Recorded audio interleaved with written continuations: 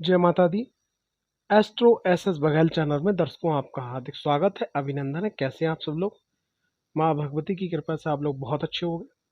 आज का विषय है धनाधन धन प्राप्ति के 10 सरल गोल्डन उपाय।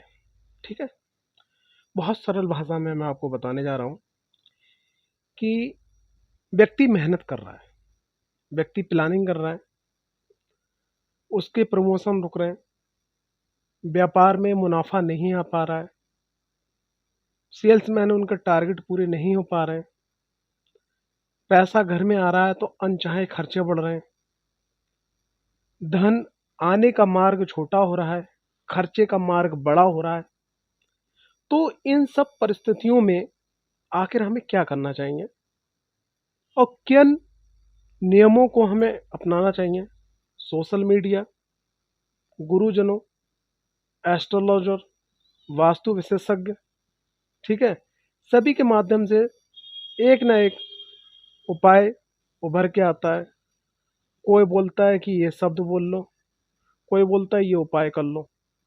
तो आज जो मैं आपको ये सरल गोल्डन उपाय देने आया हूं, आप मेष से लेके मीन तक के, किसी भी राशि के हो, किसी भी लगन के हो, किसी भी धर्म के हो, अगर आप इन चीजों को फॉलो कर लेते हो तो यकीन मानिएगा कि लाइफ के अंदर चमत्कार होना 100% निश्चित है। वीडियो को लंबा ना करते हुए सीधे चलते हैं मेन टॉपिक पे। फिर से एक बार टाइटल बोलता हूं, धनाधन धन के प्राप्ति के लिए 10 सरल गोल्डन उपाय, और ऐसे उपाय कि हर कोई व्यक्ति कर सकता है। देखिए, पहला उपाय क्या करना है? बुधवार शनिवार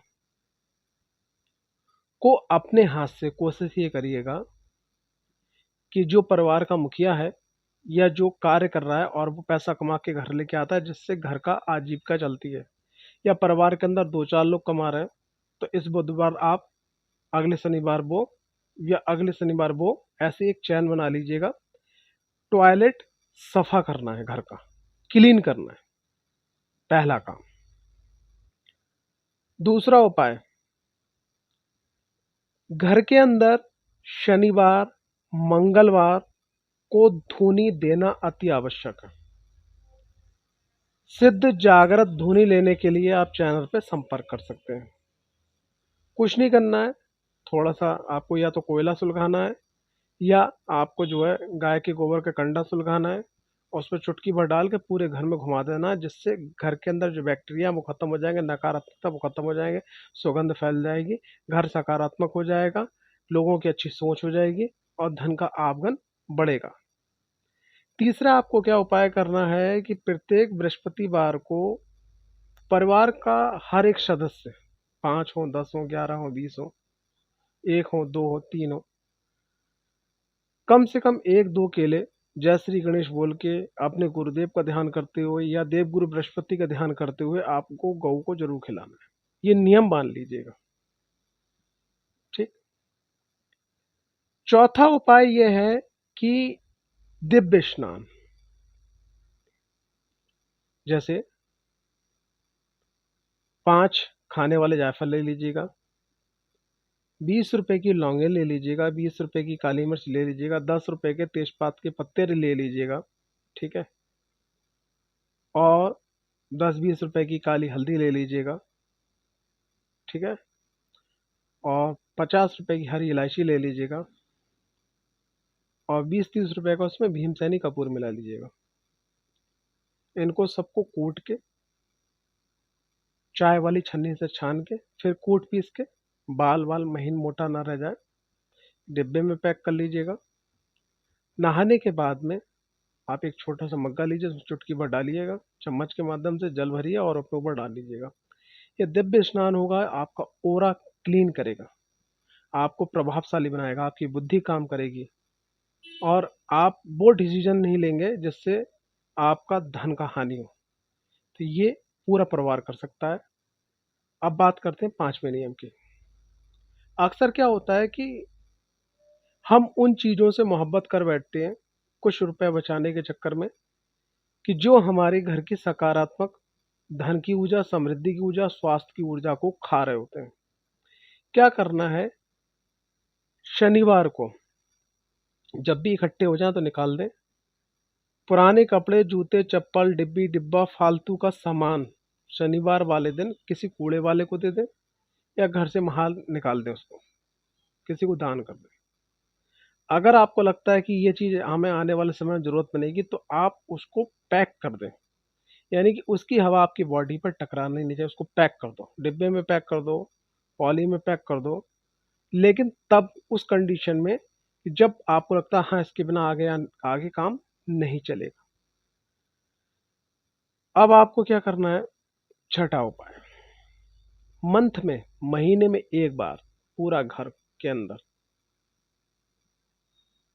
पानी के अंदर नमक डाल के उसको घोल के, हल्का सा गुनगुना पानी लीजिएगा, उसमें नमक डाल के घोल के, पोंछा सफा हो, उससे पूरे घर को आप सब पोंछा लगवाइए महीने में एक बार।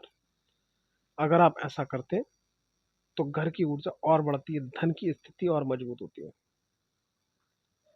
7वां उपाय, आप जिनको भी मानते हैं, किसी गुरुदेव को मानते हैं, किसी संस्था को मानते हैं, या किसी देवी देवता को मानते हैं, ठीक है, या अपने कुल देवी देवता को मानते हैं, उनकी चालीसा, उनके मंत्र या स्रोत का कम से कम आपको डेली एक पाठ करना है। अगर आप पाठ करने में असमर्थ हैं तो सुनना है, सुनने में भी असमर्थ हैं तो उनका कम से कम 2 से 5 मिनट आपको ध्यान करना ही करना है।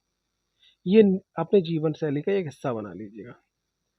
8वां उपाय, कि हमारा डिसीजन भी सही है, बुद्धि भी सही है, काम भी सही कर रहे हैं, लेकिन पैसा नहीं टिक रहा है, तो आप वास्तु करवाइए घर का, और वास्तु के अनुसार अपनी चीज़ों को, कि धन रखने वाली अलमारी कहाँ रखना है, किचन के अंदर कहाँ कौन सा सामान होना चाहिए, आरओ कहाँ होना चाहिए, टीवी कहाँ होना चाहिए, फ्रिज कहाँ होना चाहिए, गाड़ी कहाँ रखनी चाहिए, ठीक है, मेहमान को कहाँ बैठाना चाहिए, ये घर का एक पूरा व्यवस्थित करवाइएगा। ठीक है, क्यों बोल रहा हूँ कि जूता चाहे सोने का हो, वो सिर पे नहीं रखा जाता है, और टोपी कितनी भी फटी हो वो सिर पे ही पहनी जाती है। तो घर वास्तु पुरुष यानी वास्तु देवता, अगर वहां पे चीजें कुछ गड़बड़ होंगी तो धन की आवक की स्थिति जो है बिल्कुल ना के समान हो जाएगी। 9वां उपाय, कुंडली विश्लेषण के बाद में हमें कौन सा पदार्थ दान करना है, जिससे हमारी कुंडली के जो मारक ग्रह हैं उनका प्रभाव कम हो जाए। जैसे हर कुंडली के अंदर कोई ना कोई ग्रह ऐसा होता है जो आपके आड़े आता है, जो इसके आपके काम रुकते हैं, ढीले पड़ते हैं, धन की स्थिति मजबूत नहीं होती है। तो आप अपनी कुंडली विश्लेषण करवाएं, एस्ट्रोलॉजर से ये सवाल पूछें कि कौन सा ग्रह ऐसा है कि जिसका मैं दान करूं। हाँ, दान को भी 3 तरीके से, कि वो दान आपको मंदिर में करना है, पब्लिक में करना है, या प्रकृति से जुड़ा हुआ दान करना है, या किसी की सेवा करना है। ये 3 4 5 प्रकार जो आपको बताएं, ये भी आप क्लियर कर लीजिएगा। मान लिया कोई चीज़ हमने दान करने के लिए मंदिर में बताई, आप पब्लिक में दान कर रहे हो, तो उससे भी बहुत बड़ा नुकसान हो जाता है। अब उसके आगे का अंतिम उपाय,